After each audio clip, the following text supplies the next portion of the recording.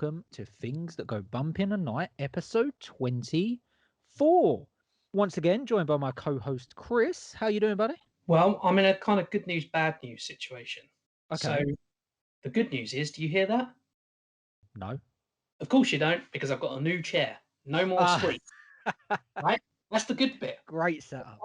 The bad bit is it really, really hurts my ass. Too hard. It's horrible. You got to wear it in, man. You got to I've wear got it a pillow on. in. That's what I was going to say. You need to get yourself. Yeah, I've got a pillow on mine. I need to get a new one. I'll correct that. I've actually got my wife's pillow on it. Right. But yeah, new chair. Good call, because you were squeaking about a little bit. So I'm actually spinning a bit now. Yeah. You can't hear it. I can't hear it. I can't hear anything. So perfect. I'll tell you what, we know how to make some good content, don't we? A couple of seconds of silence. Do you hear that? Yeah. You set me up. You completely set me up for it, and I fell for it. Brilliant. Absolutely brilliant. It could have been worse. You could have said yes. Yeah, I could have, and then you would have been like, "Oh, damn." All right, dude. To kick off, I'm actually going to ask you about a little venture that you launched last week. So, for those of you out there listening that are aware, and for those of you that don't, Chris has launched a brand new podcast, a paranormal podcast. And I thought that why not start this off with a bit of cross promotion? So, do you just want to introduce that, dude, and let the people out there that haven't listened to your first episode know a little bit more about it? That's really great. Thank you, Scott. No worries. I'm glad you introduced it as well, because when you said Chris has got a new venture, I thought, how's he talking about? What? It confused me with someone else. Like, I'm a used car salesman now. It's called EVP, which is a bit of a play on words for electronic voice phenomenon. We actually call it Esoteric Voyage Podcast, and it's me and my friend Cara,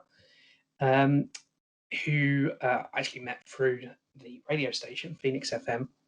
And it's a weekly podcast, comes out Friday nights. We've just done episode 1, and each week we take a look at the latest paranormal news.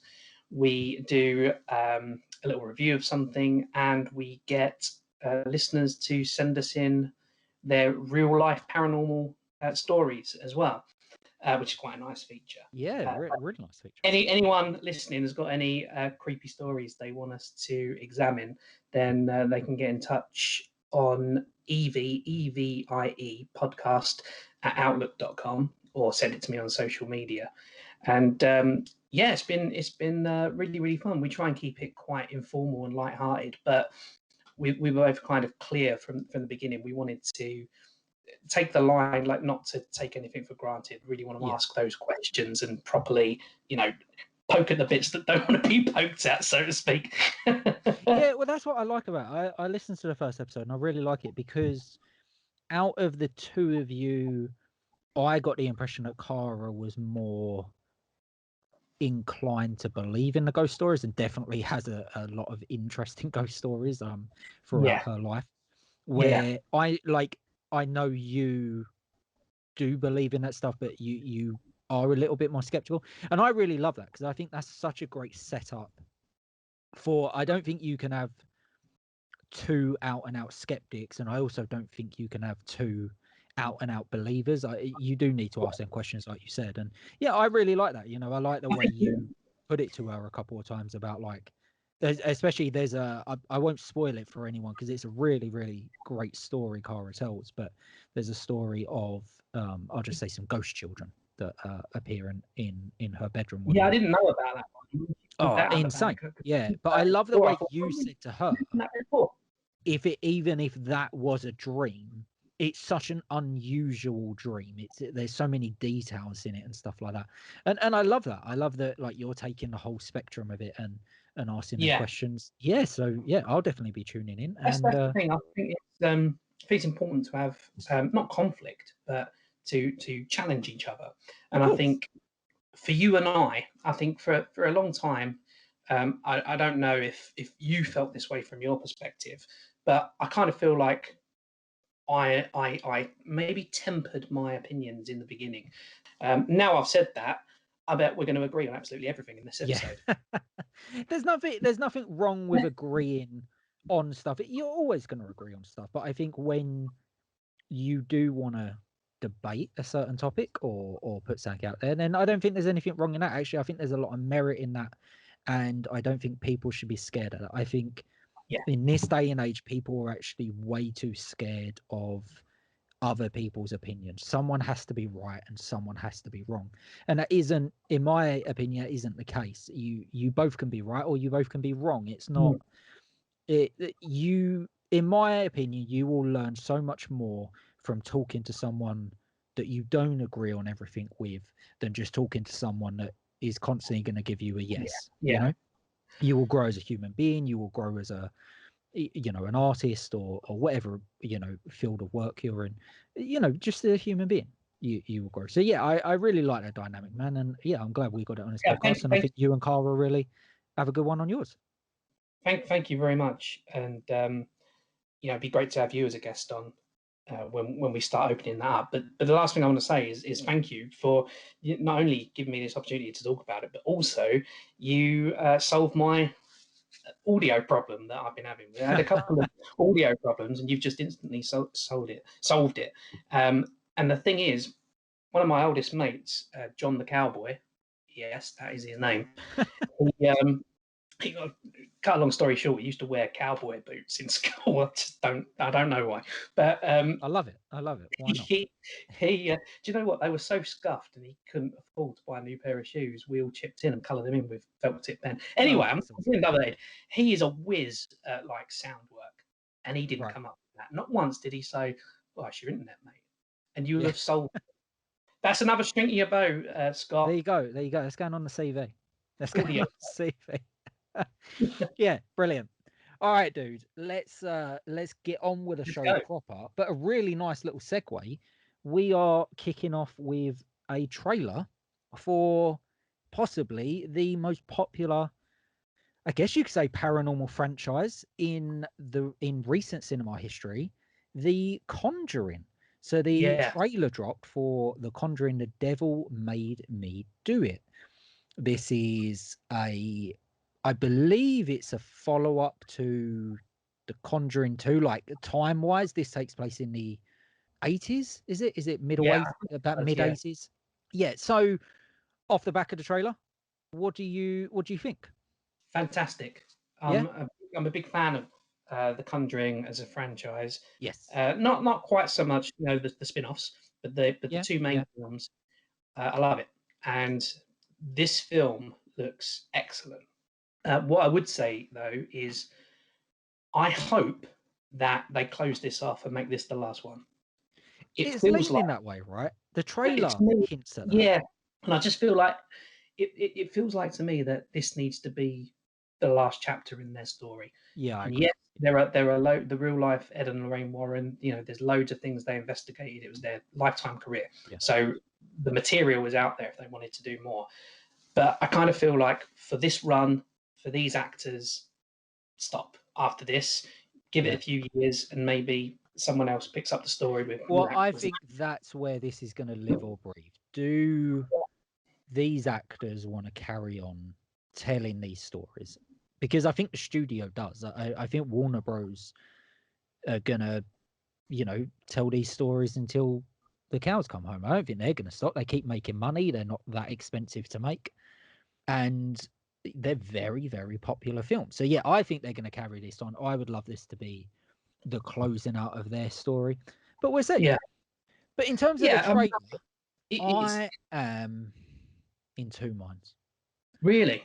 Right. So I love the way this starts because it's very different to not only the previous proper films, but the spin-offs, as you said.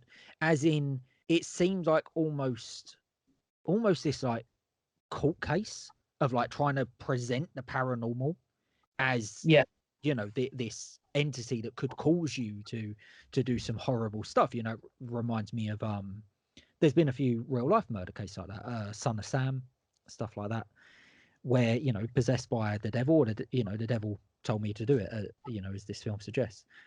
And then it kind of descends into usual territory of just the stuff that we've seen throughout all of the films. Now, I'm not saying you can't have some of that. I think you can, and I'm not sure exactly what the exact setup of this is, but I would love if the setup of this was a kind of like, because it kicks off, right? I don't know if the film does, but the trailer kicks off with the guy already committing the crime, being picked up by the police. He isn't really sure of that's what's right. up.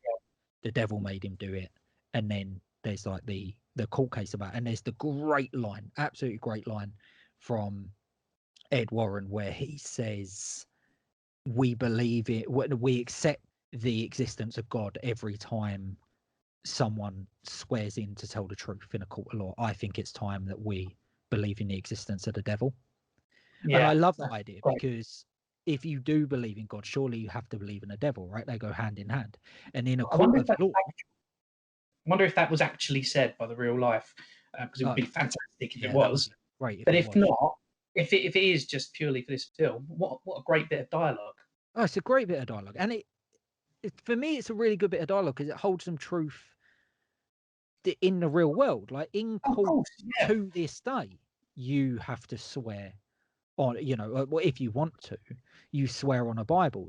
They ask you if you want to swear on a Bible, and so in their eyes, that God is real. So if God is real, then the devil is real, and surely that is presentable, right? As evidence. Surely, if you're believing someone is going to tell you the truth and nothing but the truth purely because they've sworn on the Bible, and God is now going to make them tell the truth, then you have to believe that the devil could also make someone do this horrible crime. It goes hand in hand.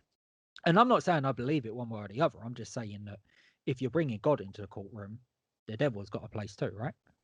Yeah, absolutely. I think if you're willing to acknowledge the existence of a deity in a positive sense, then it follows that you must recognize, Christianity-wise, the opposing deity for bad things. It's just it's on the surface it sounds stupid, but it follows logically. Yes, yeah, exactly. That's exactly what I'm getting at. So I have high hopes for this.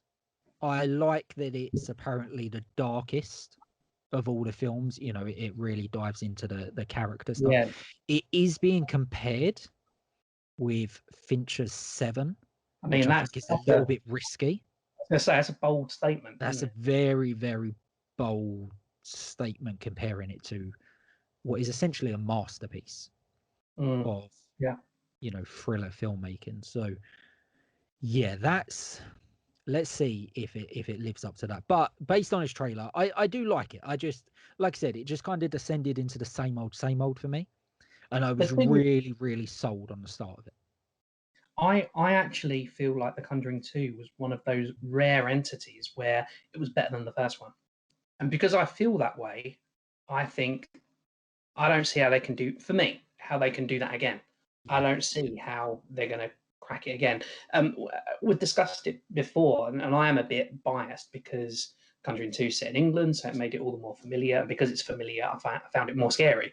Of course. And I don't feel like I'm going to have that same impact with this one. They really have to pull it out of the bag to do that. I mean, they can make a great film, but to impact people the way that Conjuring 2 did, they're really going to have to. I mean, maybe they'll do it. I mean, that statement on 7, if they can do that, then wow, fantastic. Well, that's what I liked about the way it started, because you've got the first one, which is a very American Gothic horror film, really. Yeah. It's got all the tropes of an American Gothic horror film, and that's where Annabelle's introduced, isn't it? And stuff like that. So there's really great stuff you can grab onto.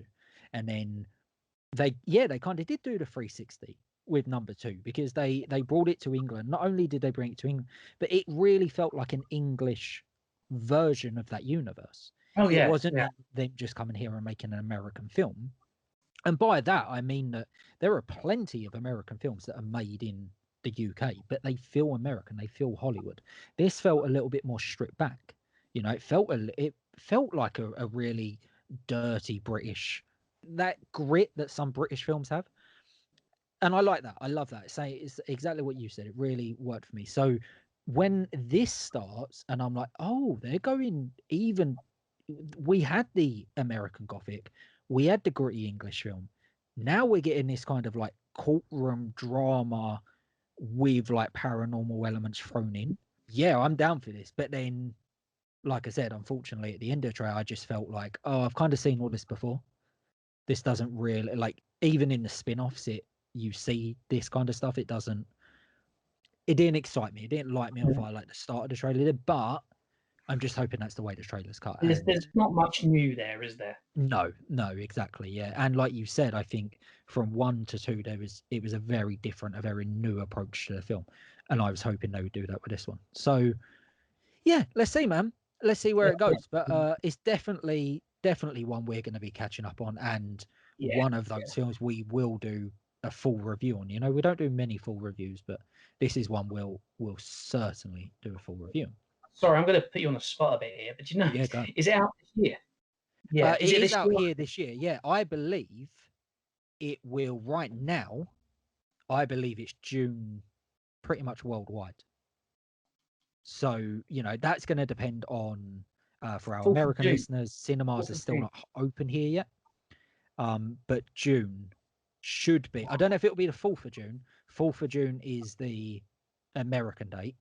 Yeah, but it is still, from what I understand, it is still June for the UK. So, you know, what they're anticipating is in, what is it, 2 weeks now? Cinemas are going to reopen. Wow. Yeah. I know that Spiral, the Book of Saw, is going straight into cinemas over here. So, you know, literally from the day they open, you can go and watch that. They're obviously going to put some others in there that were missed during the pandemic. And yeah, I believe that, you know, if all lines up well, then yeah, come June, we'll be able to go and watch this at the cinema, which would be great. If we time it right, we might be able. There's so many horror films coming out. We might be able to do some like back to back in the same cinema. Hell yes, yeah, that'd be great, man. I'd love that. There's so many coming out this year. There's got to be some crossover. Oh yeah, there has to be. There has to be crossover. Yeah, there's going to be a lot of crossover. Probably a bit too much. From one trailer to another, we're quite heavy on the video links this week, so make sure you go down to the comments below and watch all those video links. So this is a film I wasn't it wasn't on my radar as much as, you know, The Devil Made Me Do It or you know, some other stuff we spoke about, but I started hearing some rumblings about this. So this is a vampire film called My Heart Can't Beat Unless You Tell It To, which is a great title. What a title. Oh, absolutely love that title. And I started hearing about this because it's getting a screening at the Tribeca Film Festival, and that kind of poked up my ears a little bit because it's like a horror film at Tribeca. That doesn't happen too often, you know. It's a very, very serious festival. Watching the trailer, I can understand why this is probably played a festival like that. It is being released by Dark Sky Films on June the 25th. It is getting a cinema run and a digital release, same day and date release. Yeah, dude, sent you over the trailer. What do you think? It's going to be 2 for 2. I thought it looked brilliant. Yeah. Yes. You kind of got, from the sense of it, you get like, you've got a family who the younger brother is vampiric. I don't know if they call them vampires in it. And he's being reluctantly sustained by his older brother and sister. Yeah. One of which is starting to get much more reluctant than the other. And that's great. That's a great setup straight away. What did strike me, though, is that sounds very, very similar to the series that was announced of Let the Right One In, where the trailer for that showed that, I can't remember if it was a man, I think it was a man, was reluctantly killing to feed what he said was his daughter. Yeah. So I think there's a danger that one could get lost with the other if they come out at similar times. But on the face of it, I thought this looked really, really good, really my cup of tea, kind of slow burn, dark, had that kind of Scandinavian feel to it. Yes. Oh, I'm so glad you said that. I'm so glad you said that. The setup of this reminds me of a insane film called Dogtooth, which for the life of me, I can't remember exactly where it's from, but it's a European film that I guess you could kind of describe as horror. And it's where a The setup's slightly different, but it's where a father is keeping his 3 kids, who are now adults. All their life they've been locked up indoors. Now they're free to roam about indoors. They've just never seen the outside world. They have no idea about the outside world. And it was just like, it's a very small, focused piece, all set within a very small location, 3 main characters. This looks very similar. I mean, I'll send you a link to it afterwards. And for those of you out there listening that might not have seen it, it's called Dogtooth. So go and look it up, and it's just got a feeling that this shares. And yeah, I really like it, man. I really, really like it. I love that it's shot in a 4:3 aspect ratio. I think that is a great choice because, again, it's mainly set inside, so it's, very claustrophobic. It works for that. I always think your aspect ratio should work for the story you're telling. And the performances look great. Again, because the buzz this has got from those festivals, like we're talking big important festivals. It's got to have something. It's got to have something. Those festivals don't play stuff just for the sake of playing stuff, So Yeah. this has got to have something. Yeah, man, it really, really works for me. And like you said, the slow burn element. I love the colors. I love how subtle some of it is. I just love the character. The deep dive into the characters that comes across in the trailer, where they don't all agree on what is happening. Yeah, I think this could be something special. I think this is one to look out for, man. Yeah, I feel like as well that just in general there seems to be a massive jump in quality of like indie and smaller budget films.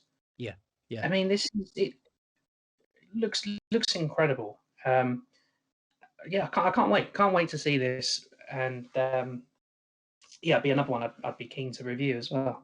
Oh, definitely, man. I think this is, now and again, since we started this, we've kind of thrown out some independent horrors that we feel could do something special. The Swerve was one of them. Violation was another. Yeah, I'm going to throw this one in there, man. I'm going to throw this one there. Just a small film that you might not know anything about. Look, there's going to be a lot of good films that we all know about, that trailers are everywhere and posters are everywhere. But Yeah, in terms of the smaller, independent, really character-driven stuff, yeah, man, I'm really, really excited. I'm really excited to see what this film does. I'm also excited for the coming years because, like you said, there is a real uptick in. We've always had quality independent horror films, but in terms of the volume of quality now, volume like you said, and yeah, exposure. it's incredible. And I think that's probably down to, in all honesty, people like Ari Aster, Robert Eggers, because they're doing it on a larger scale and it sells Yeah, and it makes money. Now, say what you want about this industry, money talks. So if they can do these weird character-driven A24 films and they make money, people are going to take notice.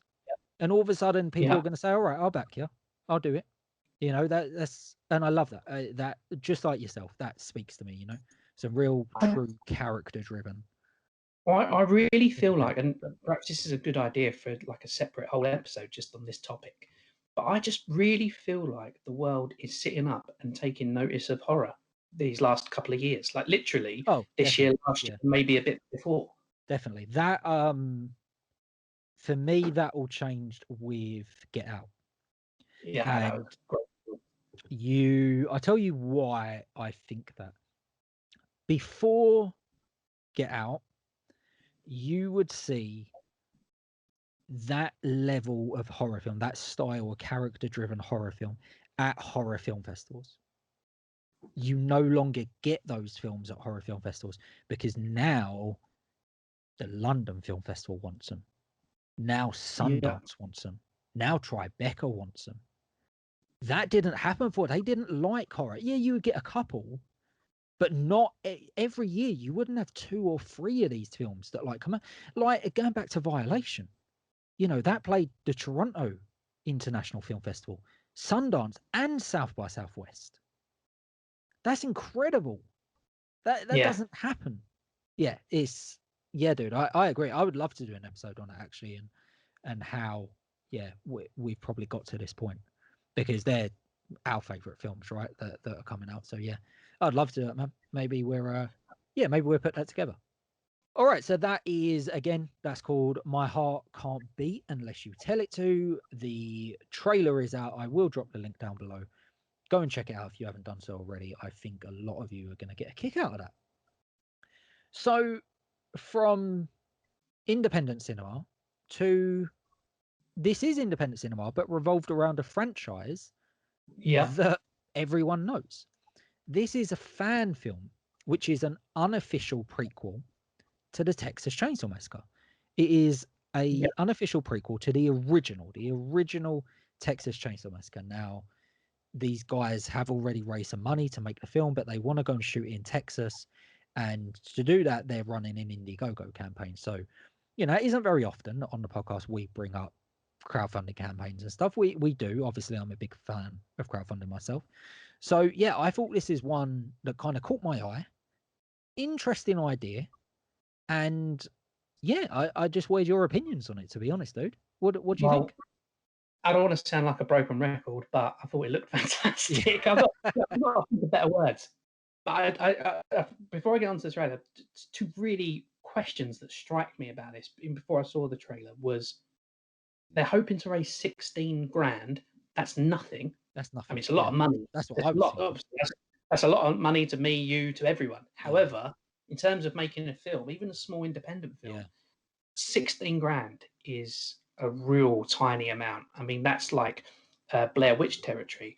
And from the trailer, this looks like it's got a hell of a lot more going on in terms of effects and staging compared to the Blair Witch. Yeah. All I can imagine is people are not getting paid. I can imagine this is all a kind of project of love for everyone involved. I don't reckon anyone's getting paid. I reckon if they stretch it, though, I think they probably will. Yeah, possibly. I mean, I'm all for that. I think anyone at a certain level, look, independent filmmakers starting out making, one or two shorts, it's very hard to pay people, and people have got to, work up to the point where they can get some money to pay people. But yeah, at a certain level, especially with features and stuff like that, I do like the idea of paying people if you can make that money. So I'd love to see that, man. I really would. And the other thing that really struck me is the whole unofficial prequel. I mean, how are they even allowed to dip their toe in that world? I don't understand that, especially when there's an official original sequel coming out as well. Yes, there is. Yeah, it's very, I find that strange. It's very, very weird territory. I've looked into fan films before, as in making a fan film myself. Most of the time, you still do need to get permission from whoever owns the rights, and normally it comes down to the idea of making money off it. So you can't make any money off it, and you can't get a proper distribution agreement. You just have to give it away for free. Again, questions in that, right? Because if you're doing I mean, look, YouTube, you're probably not going to make any money on it because it's not family friendly, but depending on the platform you use, if that's got ads on it or whatever, you still could make money on that technically. So yeah, I don't know, man. There's a lot of stuff that can go wrong with these films. And there have been films that have made, I haven't really seen it in a horror space, but I know a few years ago, there was a really, really big case with a Star Trek fan film. They wanted to make a feature-length fan film. And if I remember the story correctly, they got permission to do it from Paramount, I believe, who own the rights, on the idea of you're not going to make, you can't make any money. Yeah, sure. It's all going to go into the film, blah, blah, blah, blah, blah. Then they run a crowdfunding campaign and it blew up because people that actually were involved in Star Trek started kind of ranting and raving about it, right? And it made over like $1 million on Kickstarter or whatever it was, right? And that was all going to go into the film. They weren't going to pay themselves a huge chunk of money. That was all going to go into the film. And then Paramount kicked off about it because they didn't think they'd make that much money. So they tried shutting it all down. And then people like J.J. Abrams, who's made the recent Star Trek films, he come out and was like, no, I support this. You should let them do it, and other people. And I think they worked around it eventually. But it's like a horrible process once you get stuck in that hell of going back and forth with lawyers and stuff. But yeah, I don't know how they're allowed to this. I don't know who's given them the permission to do it, but yeah, let's just assume they have all Yeah, got permission to do it. Yeah, I hope I they're think not they probably have. situation. But yeah, I thought this. I like the look of the trailer. It does look independent, and it does look down and dirty. But I tell you why I like that, because the original is independent. Yeah, The original is down and dirty. It really does speak to that. It really does have that feel, that really gritty, kind of unproduced. Like, it's not polished. Yeah, man, I really like it. I think this is one I'm gonna back it. I'm gonna go on Indiegogo and back it, and just 'cause I want to see it. I want to see what they do with it. I've just had a quick look, and the actual conversion is only 11 grand that they're looking to raise. Oh, And right, okay. it's a flexible goal though, so they're gonna do it no matter what. But only Yes. 4 days left. 4 days. 4 days, yeah. So that's why, just get out there, support it. 4 days from point of recording, I should add. 4 days from point of recording. So I'm going to try and get this up in the next 24 hours. So it'll be about 3 days by the time. If you listen to this, literally as I upload it too, you might listen to it next week and then it's gone.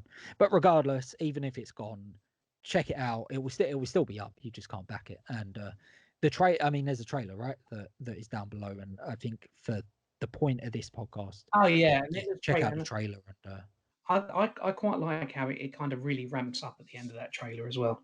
It gets really kind of you just get a glimmer of the original, how the original was. Yes, you do. You really do. Yeah, I completely agree with that. I really like the trailer. I really do. Like I said, for the purpose of this podcast, that trailer really works for me, man. And that's what I really wanted to promote. So yeah, check it out, guys. It isn't called the Texas Chainsaw Massacre. It's called the Sawyer Massacre, which again I believe is probably down to rights issues. They're not allowed to call it the Texas Chainsaw Massacre. So yeah, the Sawyer Massacre. Check it out. Link down below to the trailer. All right, dudes. That brings us on to the creepy link of the week. I love what you sent over this week. Go on, I'm glad you introduce said it. that, because I took a bit of a risk with this one, because I wanted to. There's this very specific reason why I sent this over. Okay, interesting. And it's by this YouTube channel called Editing is Everything, and they make lots of videos doing, like, I don't know, the Joker as a romance or whatever, and then they also do ones like Harry Potter in 7 different genres and that kind of thing.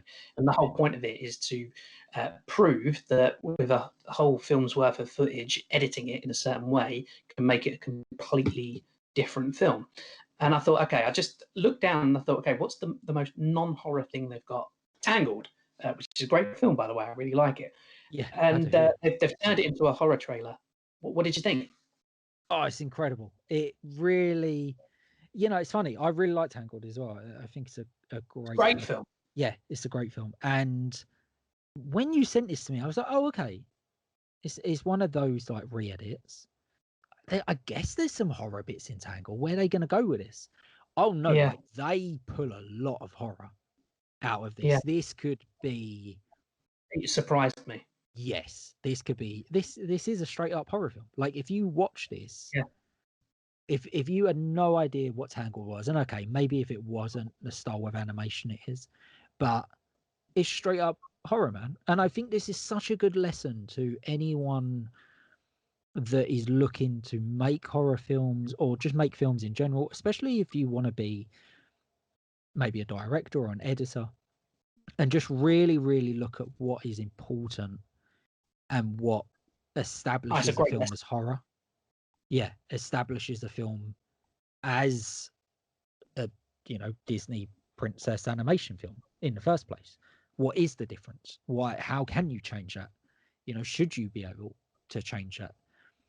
And this, the way it's edited, the music, obviously the music is probably the most important part. The colors seem toned down a little bit. Yeah, this is great though, man. And actually, in a weird way, I kind of want to see this. I want to see this horror version, because there's a real horror story there. Yeah, and I mean, really, check out this this channel's Editing is Everything. check out that they've got loads on there, absolutely loads in different genres. And as you say, if it's something you're interested in, even if you've got no aspiration to work in film, if you just love film, it's really, really interesting how they do it. And what I love is you're absolutely right with the music in this one. But I also loved how they've isolated little bits and stripped away all other sounds. So when Rapunzel is running at one bit and then she's panting afterwards, they've taken that panting, it's not added that in. That's from the film. And they've made you believe she's running from something horrible. And there's nothing horrible in the film. It's a Disney film. Nothing, not even the bad guy. It's not particularly scary. No. What they've done is fantastic. Oh yeah, it's incredible. It looks like it's shot to be a horror film. The way some of those shots are composed to look like they're composed to be a horror film, but that shows you the power of editing. Yeah, that really shows you the power of editing. And you mix music in there, and like you said, sound design. It isn't always about the same with music. It isn't always for me about what you put in, but sometimes what you don't put in. Sometimes leaving music out or leaving some sound out is just as important as adding it. It can really cause a stir. Dude, this is incredible. I love this. I really, really do. Yeah, I think it's incredible. I'm really pleased. I'm really pleased. Yeah, I'm gonna show this to my girlfriend straight away as well, because Tangle's like one of her favorite Disney films, so she's gonna love it. Do you know what? Just in defense of Tangled, I feel like it really got lost in the wake of Frozen, and I think Tangled's a better film. I'm just gonna say it. I completely agree. I think Tangled's a better film. I think Tangled is a better film. I think the problem is the story in a whole is very old school Disney. Yeah. Damsel in distress, prince, evil mother figure. It's very old school Disney storytelling.